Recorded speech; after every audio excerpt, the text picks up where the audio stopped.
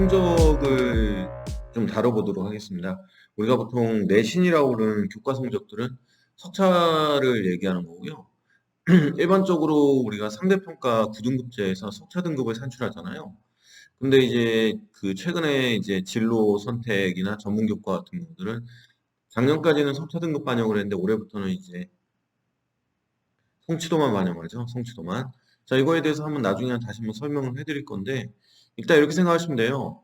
고등학교 1학년 과정의 공통과정은 석차 등급을 산출하고 일반 선택 있죠? 2학년, 3학년 때 배우는 과목도 석차 등급을 산출합니다. 하지만 그에 비해서 진로 선택 과목들하고 전문 교과는 성취도인데 이게 일반고랑 특목고랑 다르죠. 특목고인 국제고나 외고 같은 경우 전문 교과들도 전부 다 석차 등급을 산출해요. 근데 일반적인 고등학교 우리가 알고 있는 평준화 일반고에서는 진로 선택부터는 ABC 반영인데 자, 이걸 대학들이 석차 등급을 빼고도 진로 선택을 반영하는 방법이 좀 한 대여섯 가지 정도 나눠져요. 그거에 대해서도 추후에 설명을 좀 드리도록 하겠습니다. 그러니까 ABC 성취도를 진로 선택이나 일반 선택에서 받았을 때 그거를 아예 학생이 대학 갈 때 성적을 제출할 거 아니에요. 그 성적 제출했을 때 그거를 계산하고 산출해가지고 반영을 하는 학교가 있고 그런 학교들의 방법들도 대여섯 개씩 나눠진다는 거죠. 단순하게 ABC의 석차 점수를 산정해서 차등 두는 방식도 있고 고려대 같이 ABC의 성취도 비율에 따라서 영향을 주는 그런 방식도 있고 이화여대처럼 원점수하고 평균을 이용하는 방법도 있고 좀 다양합니다. 그다음에 뭐 숙명여대나 이런 세종대 이런 학교들도 방식이 다르니까요. 자, 그럼 추후에 설명하고요. 일단 기본적으로 석차 등급제 그리고 석차 등급은 어떻게 계산하는지 한번 보도록 하겠습니다. 제 얼굴이 안 나온다고 너무 상심하지 마시고요. Nope. 자, 2강입니다. 고교 성적 등급제 상대평가라고도 불리며 내신 등급제라고도 하죠. 상대평가라는 거는 이제 1등급 4%, 2등급 뭐 7%, 3등급 12% 이런 식으로 나눠가지고 계산을 하는 걸 얘기하는 거고요. 이제 그 과목별로 석차 등급을 1, 9등급을 나눠 평가 결과를 기록한다. 자, 근데 15년 교육과정의 과목과 성적 산출법은 좀 알아둬야 되죠. 자, 기본적으로 여기 왼쪽 편에 보면 교과군 이렇게 돼 있고 국어, 수학, 영어, 공통 과목인 국어, 수학, 영어, 통합사회, 통합과학, 과학 탐구 실험은 등급은 나오지 않죠, 일반고에서는. 자, 이런 과목들이 석차 등급이 나오는 거죠. 그러니까 고등학교 1학년 때는 국어, 수학, 영어, 통합사회, 통합과학, 그리고 한국사, 그리고 뭐 기술과정 이런 과목들은 석차 등급이 나오고요. 과학 탐구 실험은 석차 등급은 나오지 않고 성취도만 나오는 형태죠. 그 다음에 2학년 때, 3학년 때 배우는 과목들입니다. 이게 보통 일반 선택 과목과 진로 선택 과목들인데 여기에 나와 있는 이 과목들 중에 일반 선택은 성취도, 즉 석차 등급이 나오고 성취도도 나오는 거고요. 진로 선택 과목은 성취도 ABC만 나온다. 이게 되는 거죠. 그래서 보통 일반 선택의 성취도랑 진로 선택의 성취도는 좀 다르죠. 일반 선택은 A, B, C, D에서 5개로 나눠져 있고 진로 선택은 A, B, C로만 나눠져 있다. 이렇게 생각하면 됩니다. 자, 일반 선택은 어떻게 되냐면 이 과목들이 전부 다 석차 등급이 나온다고 생각하시면 돼요. 자, 그래서 화법, 작문, 독서, 그 다음에 수학 1, 2. 미적분은 석차 등급이 나오고요. 오른쪽에 있는 기하는 석차 등급이 안 나오고 ABC만 나오죠. 자, 그 다음에 여기 뭐 인공지능 수학 이런 것도 포함된다고 하는데 좀 지켜봐야 될 것 같고 자, 그 다음에 영어 회화나 영어, 영독. 영독은 보통 3학년 때 많이 하죠. 이런 과목들. 자, 석차 등급이 나옵니다. 그에 비해서 오른쪽에 진로 영어나 영미문학 읽기 이런 것들은 ABC만 나온다 이렇게 생각하면 됩니다. 그리고 사탐 과목들은 대개 2학년, 3학년 때 주로 하는데 다 석차 등급이 나와요. 그래서 2학년 때 하는 석차 등급, 3학년 때 석차 등급도 나오는 편인데 과학은 그거와 좀 다르죠. 원과목은 석차 등급이 나오는 일반 선택 과목 이거 주로 2학년 때 다 하고 3학년 때 배우는 투과목이라고 불리는 과목들은 석차 등급이 나오지 않는 성취도 과목이다 이렇게 생각하면 됩니다. 자, 그래서 공통과 일반 선택은 상대평가 석차 등급이 나오고요. 이거는 교과, 논술, 종합 전형에 주로 사용된다. 자, 그 다음에 진로 선택과 성취도 평가 나오는 ABC는 종합 전형에서만 주로 역할을 할 가능성이 높다. 이렇게 생각하면 되겠죠.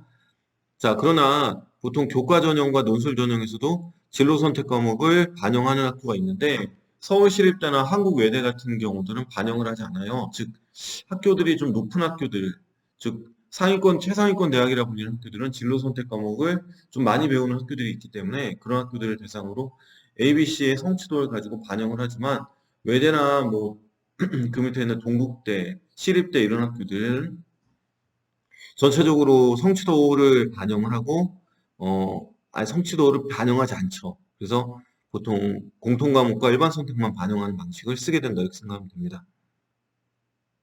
자, 고교 성적 등급제, 교과 등급은 어떤 과정을 거치나요? 자, 한 학기당 한두 번의 시험, 보통 두 번을 보는데요.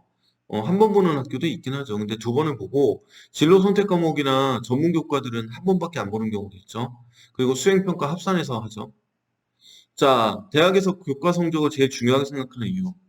아무래도 상체보다는 교과 시간이 훨씬 많기 때문에 교과에 대한 것들을 중요하게 생각하는 건 교과 성적이 학교 생활 충실도를 잘 볼 수 있는 그런 기록이기 때문에 그렇겠죠. 자, 교과 시험 결과는 어떻게 처리되나요? 우리가 보통 석차 등급이라고 하는 거는 이렇게 밑에 할당 비율이랑 누적 비율 그리고 할당 범위 보시면 아시겠지만 보통 원점수를 지필평가, 수행평가 합산해서 나오고요. 그걸 과목별로 전체 그 해당 과목의 이수자 수로 해서 성적순으로 나열한 다음에 어, 나누는 거죠. 그렇게 해서 4% 안에 들었다 싶으면은 1등급, 그 다음에 7% 안에 들어서 4%에서 11% 사이 정도 되면은 2등급 이렇게 해서 좀 계산을 하는데 어떻게 나누냐면요. 예를 들면 보통 단위수가 있어요. 이렇게 국어는 문학 5단이고 학생이 받은 원점수가 97, 과목 평균이 68.2, 표준 편차 17.3이다. 수강자 수는 192명이고 석차 등급 1등급. 이런 식으로 쭉 나와 있죠. 그러면 어떻게 계산하냐면 과목 석차 등급에다 단위수를 곱해요. 즉 이 친구는 5단위에다가 1등급이죠. 그 다음에 과목 총 단위수를 나누게 되는 거죠. 자, 그렇죠. 그럼 숫자가 작을수록 좋은 거기 때문에 1등급이 당연히 2등급보다는 더 좋은 거고요. 단위수가 큰 과목을 1등급 받는 게 더 중요할 수도 있는 거죠. 자, 그렇게 해서 곱하고 총 단위수를 나눈다. 그러면 2.3 2등급이 나왔다. 이렇게 나올 수가 있는 거죠. 자, 그래서 우리가 보통 이렇게 계산을 하면 이건 또 뭐냐면 학년별로 이제 석차 등급을 이제 평균 낸 거예요. 그 밑에 음영 처리된 거 보면 국어, 수학, 영어, 과학. 자, 자연계열 진학자겠죠. 이 친구는 1학년 때가 모두 다 1등급, 2학년 때가 자, 1등급도 있지만 수학에서 1.57, 즉 2등급도 섞여 있고 과학도 2등급이 섞여 있네요.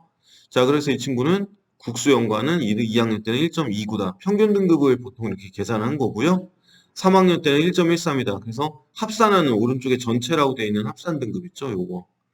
20, 40, 40은 이제 의미가 거의 없어졌어요. 1학년 때 20, 2학년 때 40, 3학년 때 40인데 최근에는 이렇게 반영하지 않아요. 그 전체적인 거 합산해서 반영한다 이렇게 생각하면 됩니다. 그럼 이 친구는 지금 국어, 수학, 영어, 과학이 1.16이네요. 1.16. 1.16 등급이라는 거는 이 친구의 국수영과 3학년까지 평균해서 낸 등급의 평균 1.16 등급 아주 잘하는 학생이겠죠. 그 다음 밑에 있는 과학에다 사회까지 합쳤을 때 1.14, 그 다음에 전교과는 1.13 이렇게 되어 있습니다. 자, 그 다음에 표준 점수에 대한 간략한 설명을 좀 드릴게요. 표준 점수가 뭐냐면요. 학교의 시험 난이도와 그 시험에서 어떤 성적을 거뒀는지 알 수 있는 점수인데, 단순 석차 등급이면 이 친구가 예를 들면 200명이 응시하는 과목에서 1등급이다 그러면 4%니까 8명까지가 1등급인데요. 1등인지 7등, 8등인지 알 수가 없어요. 그냥 1등급은 1위죠.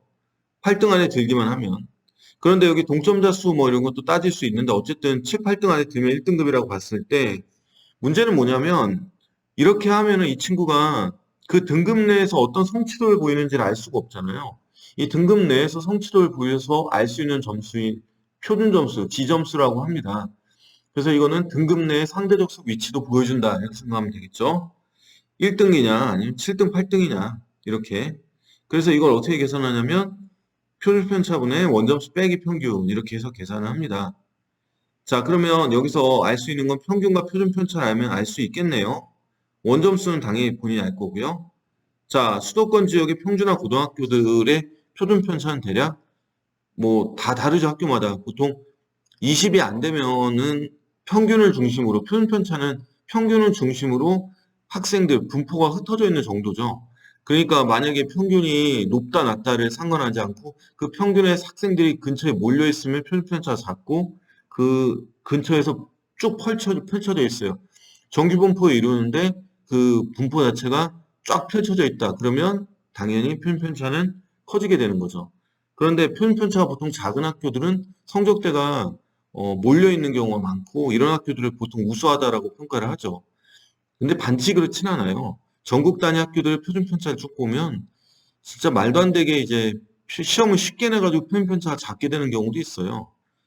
그러니까 예를 들면 뭐 시험을 정말 쉽게 내는데 그래도 공부를 어느 정도 한다 아이들이 그러면 이제 표준편차 작게 나오겠죠. 근데 문제는 문제를 쉽게 내도 공부를 안 하면 아예 공부를 포기한 학생들이 점수가 너무 낮게 돼서 표준편차가 좀 벌어지게 되는 경우도 생기게 되는 거죠. 어쨌든 표준편차가 20을 넘어가면 그냥 일반적인 고등학교고 15 미만이다 그러면 상당히 실력 편차가 작은 학교 이게 우수하다라고 평가할 수도 있는 근거가 되는 거죠. 외고나 이런 쪽은 훨씬 더 작죠. 그래서 위에 보면 S외고 이렇게 K외고 이런 데 보면 4.6, 5.8 막 이렇게 되죠. 6.08. 자, 자사고도 4.6, 4 뭐 이렇게 되는데 일반고는 보통 뭐 14 정도면 아주 양호한 거죠. 자, 그렇죠. 자, 이렇게 생각하시면 됩니다. 그럼 아까 석차 등급을 표준 편차, 표준 점수로 바꿀 수 있으면 이렇게 점수가 나오는데요.